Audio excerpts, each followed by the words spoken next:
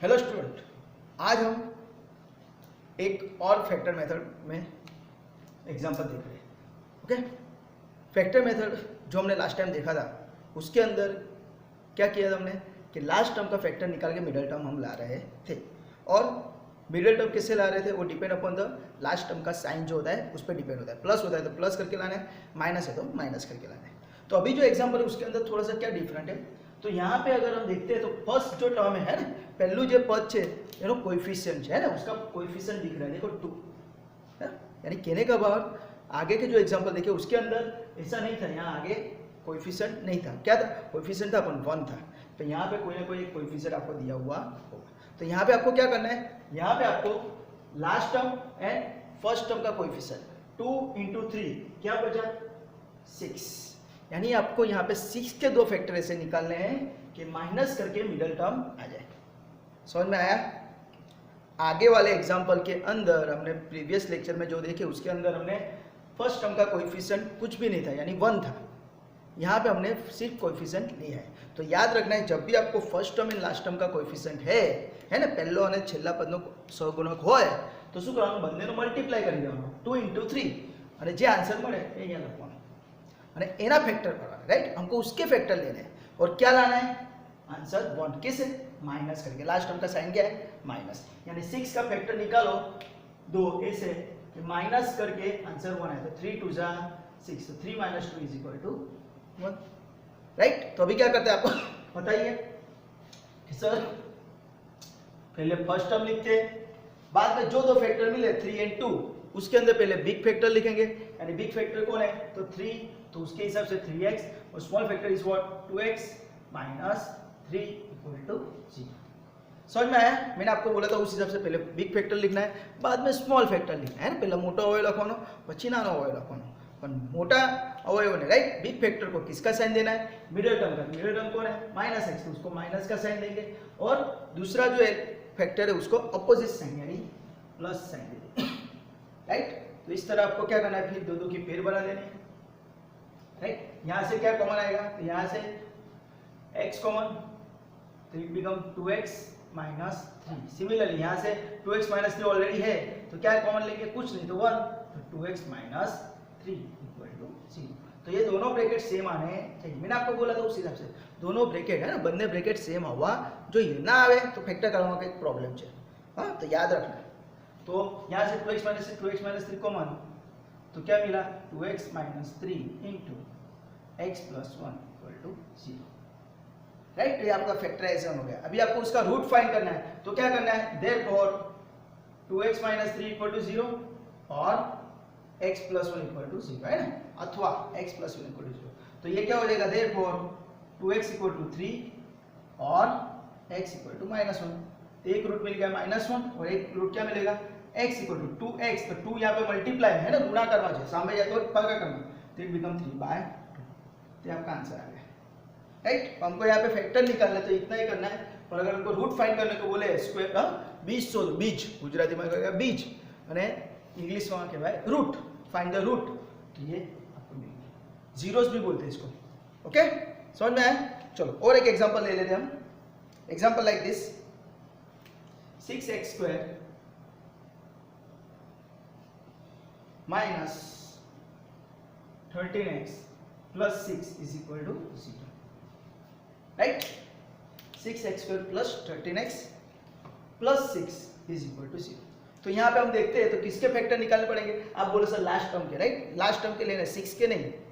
हाँ, एक्चुअली हमने previous lecture में लिखा है तो उसके सिर्फ लास्ट टर्म के फैक्टर निकाले थे। क्यों, क्योंकि फर्स्ट टर्म का कोएफिशिएंट 1 था। यहाँ पे फर्स्ट टर्म का कोएफिशिएंट है 6, यानी 6 × 6 है ना, 6 × 6 = 36 के दो फैक्टर ऐसे निकालो कि प्लस करके क्या है 13 आना चाहिए। तो बहुत सारे फैक्टर पढ़ते हैं, राइट। 36 के 6 6 जा तो 6 + 6 है ना, 6 6 × 6 9 4 36 12 तारी 36, बहुत सारे फैक्टर गिरते हैं। एक ऑलवेज याद रखना, आपको फैक्टराइजेशन अच्छा करना है तो आपको क्या करना है, टेबल घड़िया पक्का कर दो। हाँ, टेबल अच्छे हैं तो आपका फैक्टराइजेशन बहुत इजी रहेगा। हाँ, तो इसलिए अगर नहीं है पक्के, हर रोज सुबह शाम या रात को एक बार लिखने की प्रैक्टिस करो, ओके। चलो तो यहाँ पे कौन सा फैक्टर यूज करेंगे? 36 है तो देखो 9 + 4 तो 9 4 = 30। तो आपका आ गया आंसर, राइट। प्लस करके लाना है तो क्या करेंगे आंसर? इम्प्लाइज 6x², दो फैक्टर है तो उसमें बिग फैक्टर पहले लिखो तो 9x, बाद में स्मॉल फैक्टर 4x + 6 = 0। बाद में प्लस करके ला रहे हैं तो दोनों फैक्टर को same sign of middle term तो प्लस प्लस।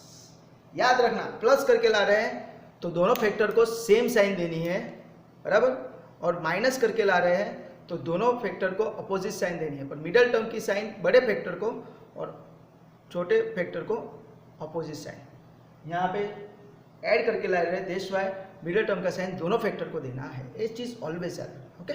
तो अभी क्या करना है सर? दो की पेयर बना दो, ओके। तो क्या होगा?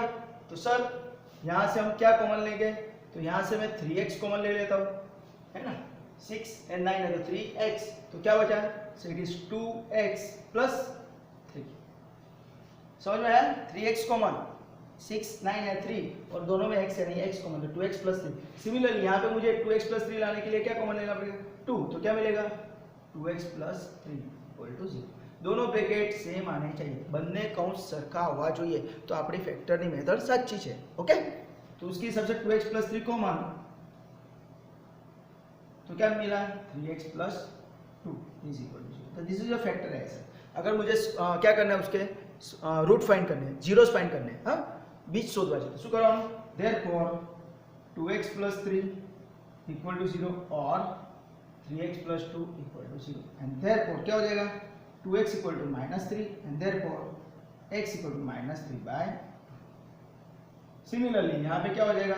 3x = -2 है ना, +2 सामने चलेगा, therefore x = -2/। आपको ये याद रखना है, मल्टीप्लाई में तो डिवाइड में जाएगा, डिवाइड है तो मल्टीप्लाई में जाएगा, प्लस है तो माइनस है, माइनस है तो प्लस हो जाएगा, राइट। और एक एग्जांपल दे देते हैं तो आपका फंडा क्लियर हो जाएगा। अभी भी बोल रहा हूं आपको क्या करना है? टेबल पक्के कर देना, यानी कुछ प्रॉब्लम आएगा नहीं। x² - 8x + 15, x² - 8x + 15 = 0। तो अगर हम यहाँ पे देखते हो तो जो फर्स्ट टर्म का कोएफिशिएंट 1 है, यानी 15 × 1 = 15। 15 के दो फैक्टर ऐसे निकालो कि प्लस करके 8 आए तो 5 3 = 15, 5 + 3 = 8। तो क्या हो जाएगा? x² बिग फैक्टर पहले लिखो, बाद में small factor plus 15 = 0। Middle term का साइन दोनों फैक्टर को दे देंगे क्योंकि प्लस करके ला रहे हैं, राइट। तो अभी क्या करना है? दोनों की फैक्टर पेयर बना दो। तो यहाँ से x कॉमन, x - 5, यहाँ से -3 कॉमन, x - 5 = राइट। अगर आप +3 को लोगे तो यहाँ पे +5 आएगा, पर अपने को क्या चाहिए? -5, दैट्स व्हाई -1 कॉमन ले आया है, दैट्स व्हाई मैंने क्या किया? -3 कॉमन ले लिया, ओके। तो उसके हिसाब से क्या बना? x - 5 इज कॉमन, तो x - 5 is common, x - 3 = 0 and therefore क्या हुआ? x - 5 = 0 और x - 3 = 0 एंड हेंस x = 5 और x = 3। This is my answer. समझ में आया? अगर फर्स्ट टर्म का कोएफिशिएंट दिया है तो उसको मल्टीप्लाई कर दो, अगर नहीं दिया है तो भी मल्टीप्लाई करना ही है, उसका 1 होता है, सर लास्ट टर्म ही आता है, राइट। और एक एग्जांपल ले लेते हैं।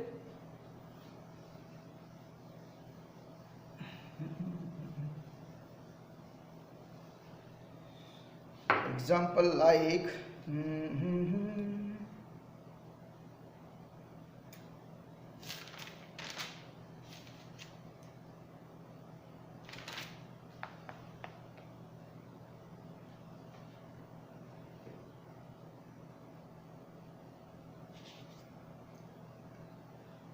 (6x²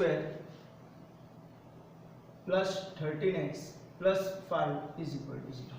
सपोज यहाँ पे मैं अच्छा प्लस ही रखता हूँ, राइट। तो यहाँ पे क्या होगा? 6 × 5 तो कितना हो जाएगा? It become 6 × 5 = 30। 30 के दो फैक्टर ऐसे निकालो कि प्लस करके 13 आए, तो 10 × 3, 10 + 3 = 30, राइट। समझ में आया? ये आपके टेबल अगर पक्के हैं तो आपको फटाफट फैक्टराइजेशन हो जाएगा, राइट। तो 10 तारीख 30, 10 + 3 13 थे, राइट। तो वो यूज करेंगे हम, तो क्या हो जाएगा? इम्प्लाइज 6x² बड़ा फैक्टर पहले, स्मॉल फैक्टर बाद में, +5 = 0 और दोनों को मिडिल टर्म का साइन दे दो, बाद में दो की पेयर बना लो तो क्या हो जाएगा, यहाँ से क्या common, it is a 2x common तो क्या मिलेगा 3x + 5 प्लस यहाँ से कुछ नहीं तो 1 कॉमन 3x + 5 = 0।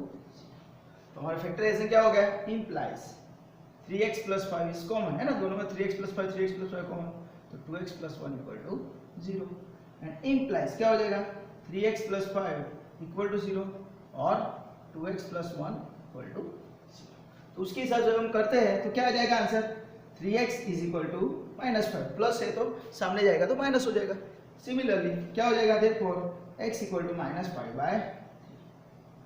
ओके, सिमिलरली यहाँ पे हम अप्लाई करते हैं तो 2x = क्या हो जाएगा -1 तो x = -1/।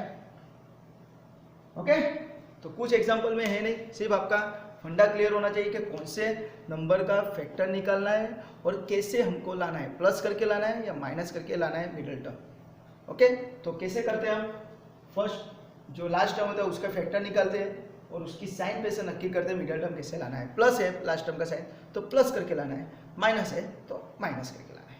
ओके, तो अभी मैं आपको इसकी प्रैक्टिस के लिए कुछ सम दे रहा, आपको उसको प्रैक्टिस करनी। ओके,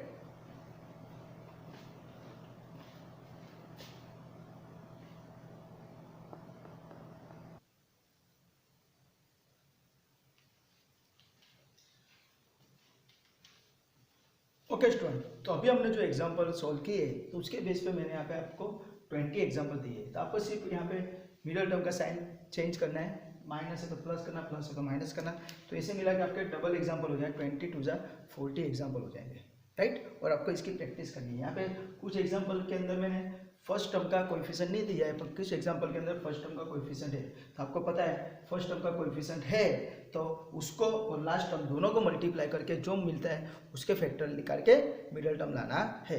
ओके, तो उसके लिए आपको पता होना चाहिए कि मिडिल टर्म का लास्ट टर्म का साइन कौन सा है, प्लस है तो प्लस करके लाओ, माइनस है तो माइनस करके लाओ, राइट। अगर आपको ये वीडियो अच्छा लगा है तो please like, subscribe and share this video to your friend and your colleagues.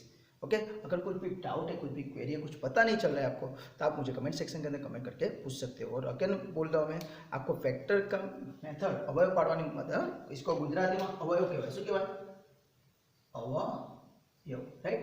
Factor अगर आपको पक्के करने हैं तो प्लीज़ प्लीज़ प्लीज़ आप सभी स्टूडेंट क्या करना है, टेबल है ना, घड़िया पाक्का करिया को, table is heart of factor. घड़िया जितना पाक्का हसे एटला तमने अवयव पाड़वानी मजा आवशे, इतना अच्छा आपको फैक्टर निकालने में सहायता रहेगी, राइट। तो आप टेबल पक्के कर दो, हर रोज सुबह शाम टेबल लिखने की प्रैक्टिस करो। Okay, till enjoy, bye, take care, bye.